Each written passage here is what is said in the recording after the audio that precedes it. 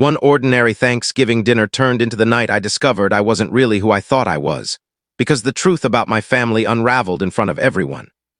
I'm Sarah, 29, and I swear, if you saw my family at a grocery store or a PTA meeting, you'd think we were the most boring, cookie-cutter people in Maplewood, New Jersey.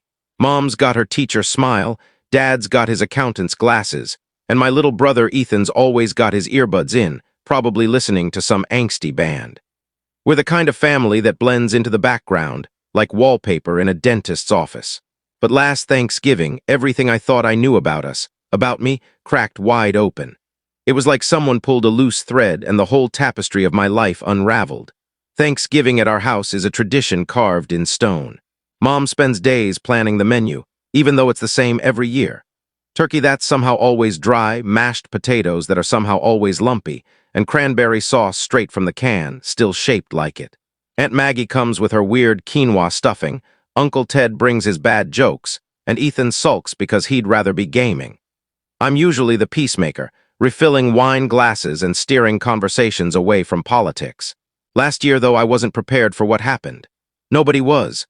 We were halfway through dinner, the table groaning under the weight of Mom's overambitious spread. The air smelled of sage and tension. Ethan had already snapped at Aunt Maggie for asking about his college plans, and Dad was quieter than usual, nursing his third glass of red wine. I noticed he kept glancing at Mom, like he was waiting for permission to speak, but she was too busy fussing over the gravy. Then, out of nowhere, Dad cleared his throat, loud enough to cut through Ethan's muttering and Maggie's lecture about organic farming. "Sarah," he said, his voice shaky, "there's something we need to tell you." I froze, my fork hovering over a pile of green beans. Everyone stopped talking. Even Ethan looked up from his plate, which was a miracle. Mom's face went pale, her hands gripping the edge of the table like she was bracing for a storm. I thought maybe he was about to announce they were selling the house or getting a divorce. Something big, but still within the realm of normal family drama. I wasn't ready for what came next. You're not our biological daughter," he said, the words tumbling out like they'd been locked in a vault for years. "You were adopted." The room spun. I laughed, a sharp, nervous bark, because I thought he was joking. Dad doesn't joke like that, though. He's not the type. I looked at Mom, expecting her to roll her eyes or scold him, but she was staring at her plate, tears welling up. Ethan's mouth hung open, and Aunt Maggie for once was speechless. The silence was suffocating, like all the air had been sucked out of the dining room. "Adopted?" I finally managed, my voice sounding like it belonged to someone else. "What do you mean, adopted?" Dad took a deep breath, his glasses fogging up a little. "We adopted you when you were a baby, Sarah. We never told you because we didn't want you to feel different. You're our daughter in every way that matters." My mind was racing, trying to process it, but it felt like someone had dumped a puzzle on the table and told me to solve it with half the pieces missing. I'm 29 years old. I've spent my whole life thinking I'm the daughter of David and Ellen Harper, with their hazel eyes and their stubborn streak. I've got Mom's freckles, Dad's lanky build, or at least I thought I did. Now I was being told none of that was real, that I was someone else. "Why now?" I asked, my voice cracking. "Why are you telling me this in the middle of Thanksgiving dinner?" Dad looked at Mom, and she finally spoke, her voice barely above a whisper. "We didn't plan to, it's just, there's something else. We got a letter last month from your biological mother."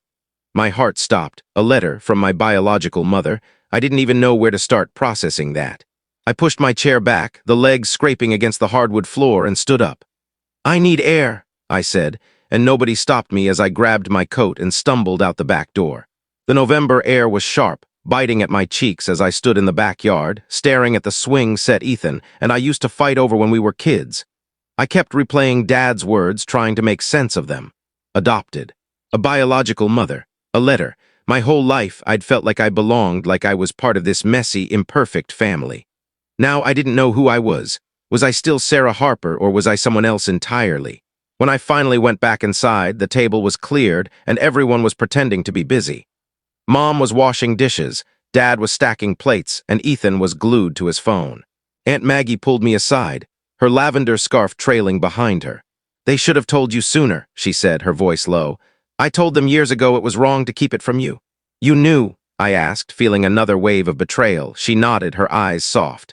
"I was there when they brought you home.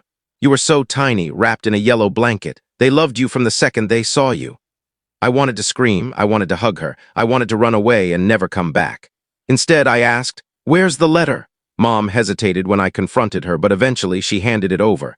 It was in a plain white envelope addressed to the parents of Sarah Jane. No last name, just that. My hands shook as I opened it. The letter was handwritten, the ink slightly smudged like the writer had been crying. "Dear David and Ellen, I know this letter might come as a shock. My name is Claire, and I'm Sarah's biological mother. I was only 17 when I had her, and I wasn't ready to be a mother. Giving her up was the hardest thing I've ever done, but I wanted her to have a better life than I could give her. I've thought about her every day for 29 years. I don't want to disrupt her life, but I'm sick now, and I need to know she's okay. I'd like to meet her if she's willing. Please tell her I never stopped loving her." There was a phone number at the bottom and an address in Boston. I read it over and over, each word carving a new wound.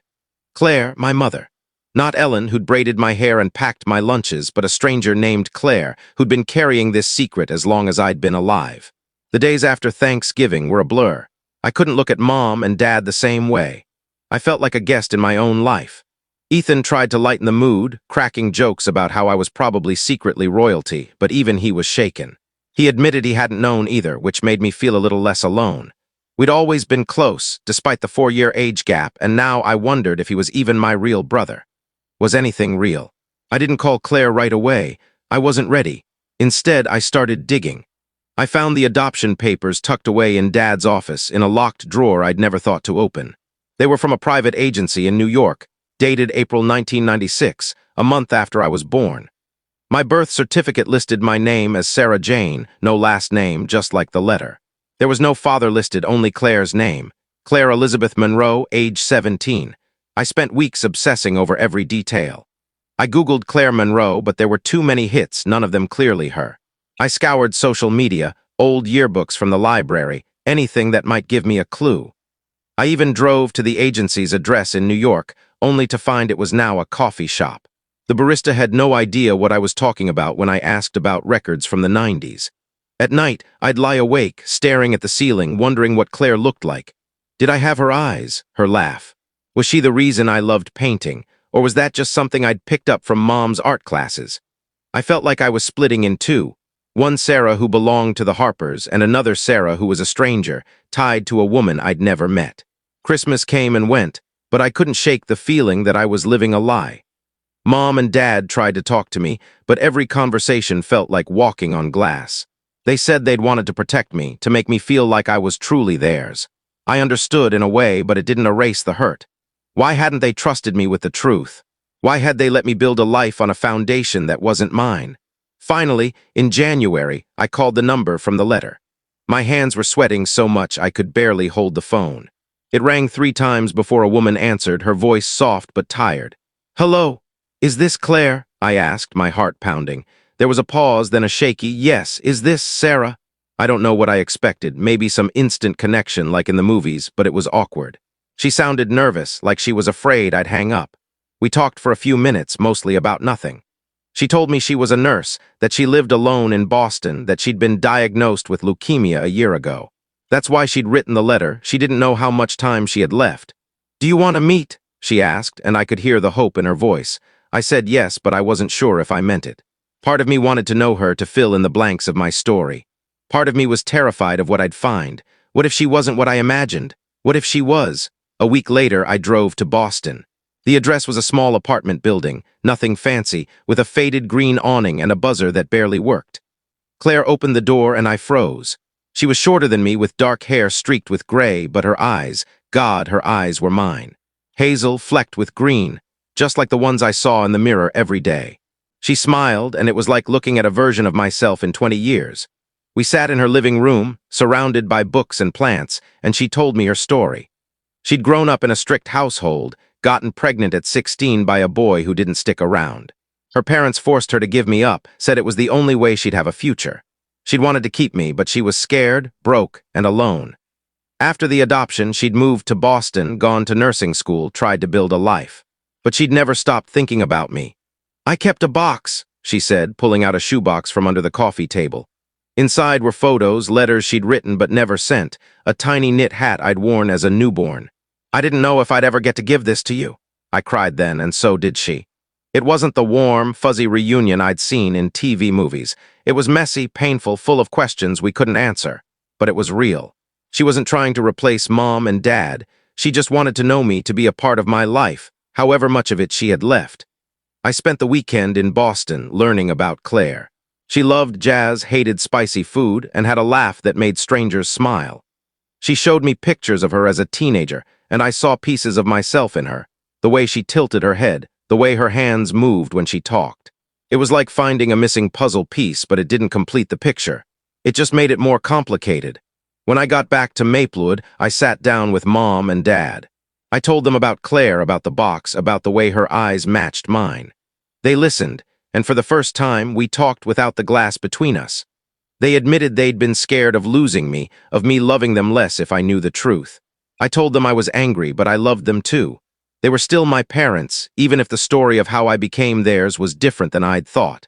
I'm still figuring out who I am. I visit Claire when I can. She's in treatment now, and we talk on the phone every week. I'm learning to love her not as a replacement for Mom, but as someone who's part of me, part of my story. Ethan started calling her Aunt Claire, which makes her laugh.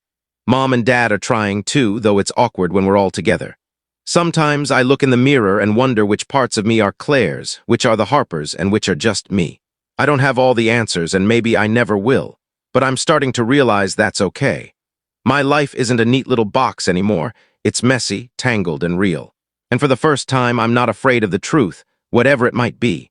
So that is today's story. If you like the story, share it with others and subscribe for this type of more stories.